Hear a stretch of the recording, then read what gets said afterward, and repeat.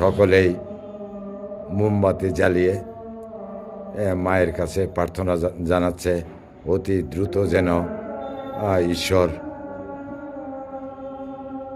দেশনেত্রী বেগম খালেদা জিয়াকে রোগ মুক্তি করেন এবং সবার মাঝে আবার ফেরত আসতে পারেন, সেই কামনায় রোগ আরোগ্য চলছে। রোগ আরোগ্যের জন্য প্রার্থনা চলছে এবং পুরোহিতকে বলতে শোনা যাচ্ছে সকল প্রাণীর মঙ্গল হোক। কালীহাতি জয়কালী মন্দিরে বেগম খালেদা জিয়ার রোগ মুক্তি কামনায় বিশেষ প্রার্থনা। গৌরাঙ্গ বিশ্বাস এর পাঠানো তথ্য ও ভিডিওচিত্রে দেখুন বিস্তারিত প্রতিবেদনে।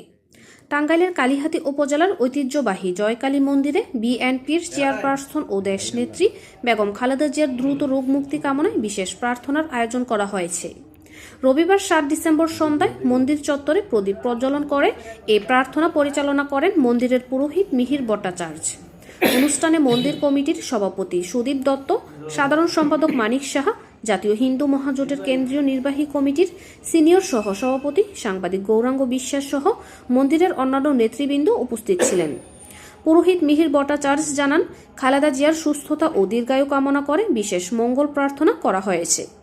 মন্দির কমিটি নেতারা বলেন, দেশের যে কোনো মানুষের সুস্থতা কামনা করা মানবিক দায়িত্ব, সে দায়িত্ব থেকেই এই আয়োজন।